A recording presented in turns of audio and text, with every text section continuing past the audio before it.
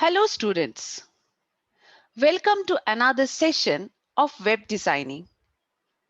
Today we will continue with the DHTML controls. At first we will study about the radio button. Radio button is a small round button which enables users to select a single option from a list of choices. It is used when only one option is required to be selected.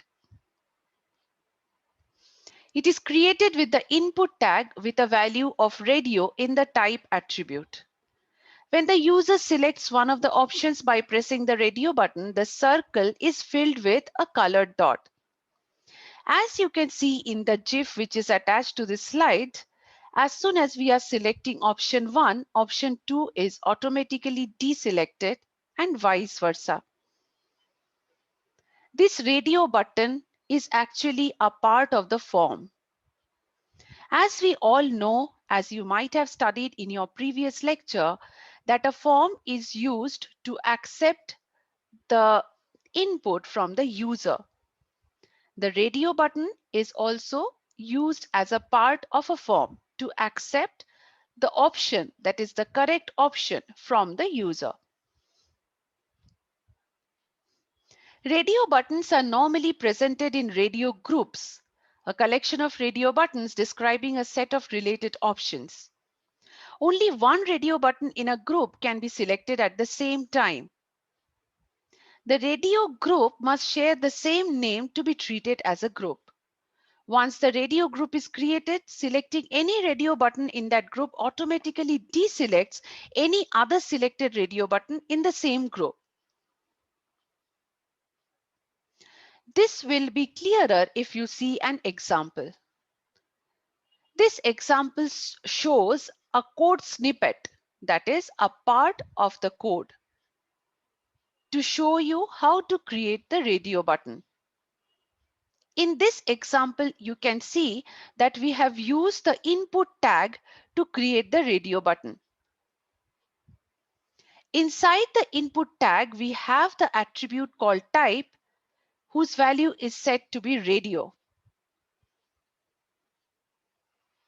ID is equal to male. This ID is basically used to relate it to a particular level. Name equal to gender. We have discussed in the previous slide that all the input tags with the same value for the attribute name belongs to the same radio button group. So here students, you can see in this example that in all the input tags shown in this example, the same value is given for name, that is gender, which shows that all this input tag will form a group of radio buttons belonging to the same group. So if you select any one radio button from this group, the other options will be deselected automatically. The next line says label for male. Here, the for attribute is used to link it to the ID male. After that, we have given male here. This male will be displayed beside the radio button circle. Let us see the output which we will get via this example. Students, you can see here that these radio buttons called male, female, and other belong to the same group. So selecting one from this group will deselect the others automatically.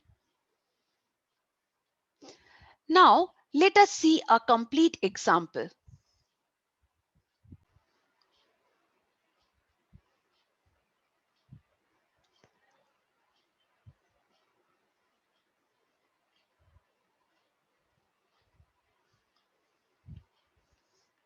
At first, we will create a text file.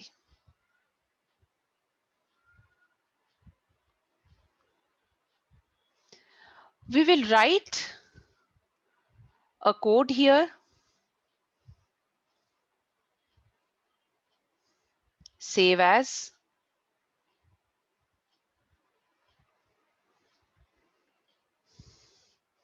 button.html, and change the save as type to all files, and then save your file.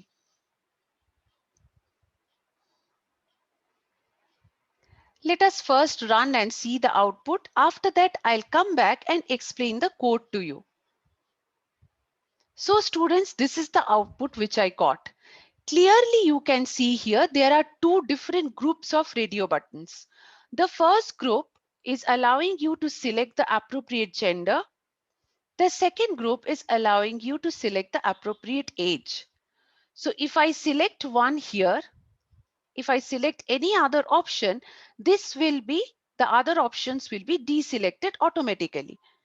But since the other radio button group is another group which is different from the first one, we can select an option from here without disturbing this group. Now let us go back to the code. To see the proper HTML code, you can just right click, open with, and select Notepad from here.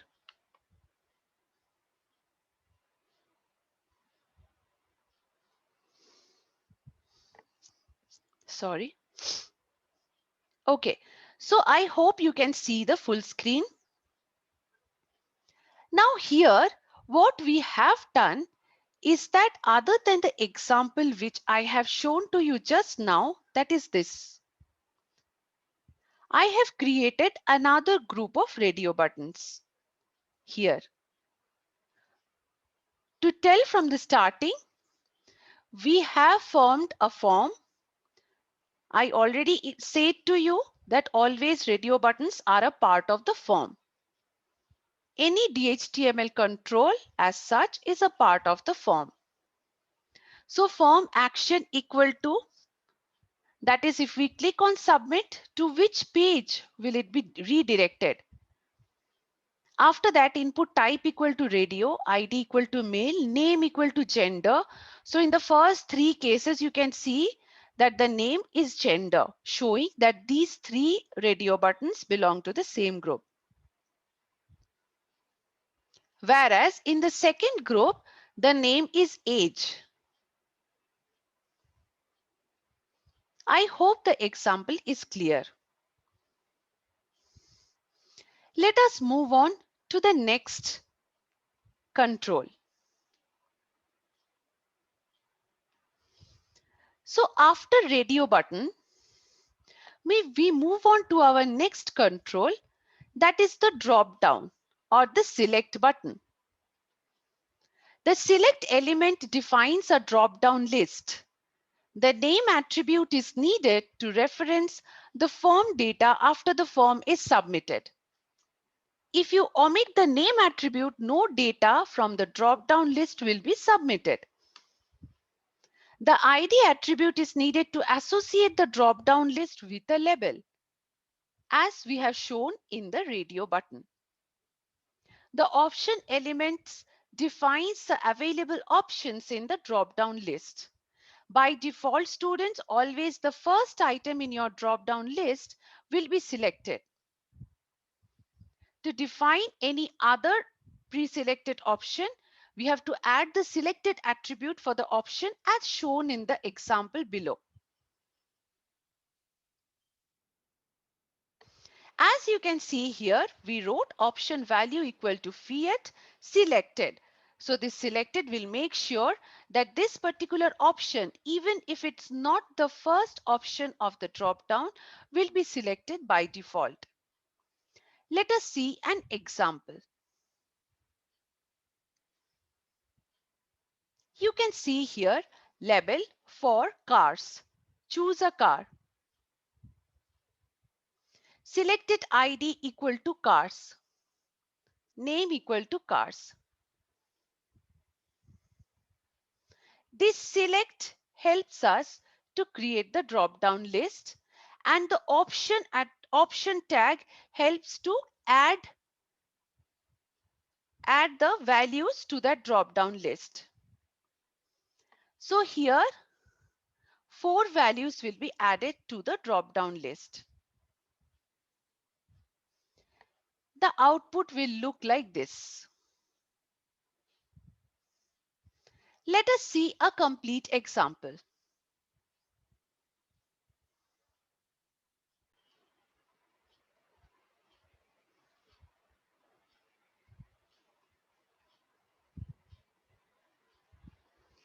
Let us again go back to the text, write our code.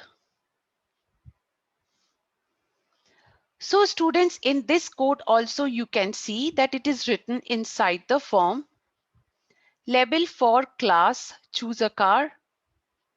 Here the for attribute is given to attach this particular cars, okay, to the name of another tag. Select name equal to cars, ID equal to cars. This will help us to create the drop down list. These 4 options will help us to add the options Volvo, Saab, Opel and Audi to our drop down list. Let us now save this file. File, save as. Just change it to dropdown.html. Change the save as type to all files.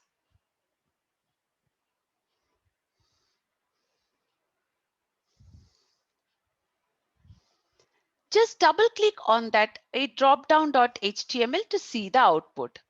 So students, you can see here we have got our drop down list. Just click on that to see all the options added already in the drop down list.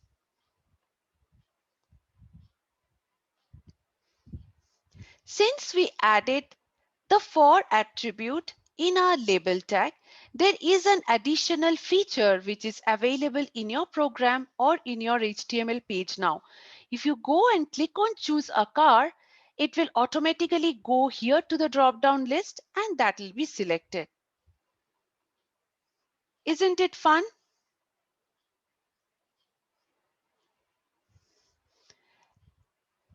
So let us go to the next.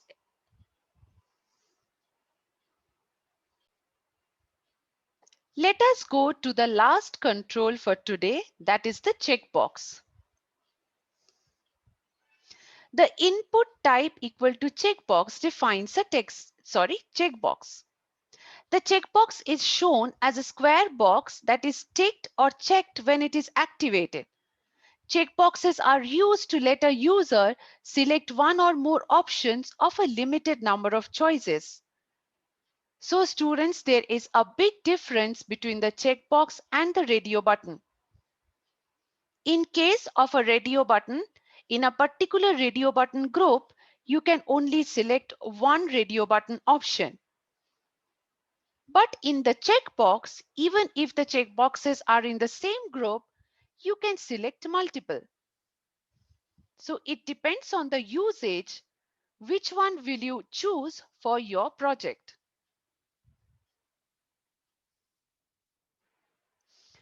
Here we can see an example. Input type equal to checkbox, ID equal to vehicle 1, name equal to vehicle, value equal to bike. Label for vehicle 1, I have a bike. So students, you can see here how the checkbox is created.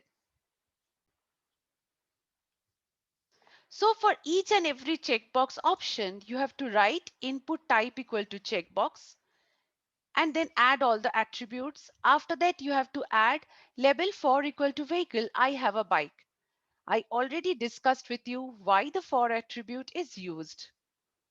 So here, if you click on I have a bike, it should go and select that particular or go and highlight that particular checkbox option. How will the output look? The output will look somewhat like this. You can even select all the three options. Now students, let us see a complete example.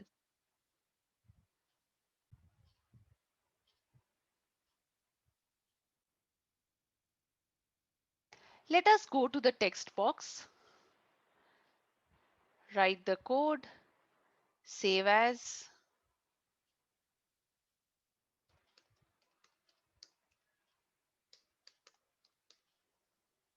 Checkbox.html, save as type all files and save that file. We will just see the output at first. You can see I can select all the checkboxes here. Now let's go back to the code and have a look at the code. Right click, open with Notepad.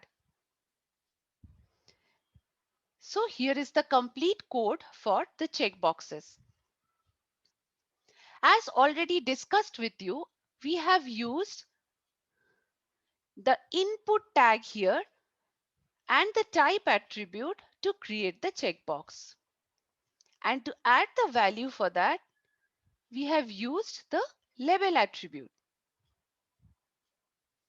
Same for all the other cases.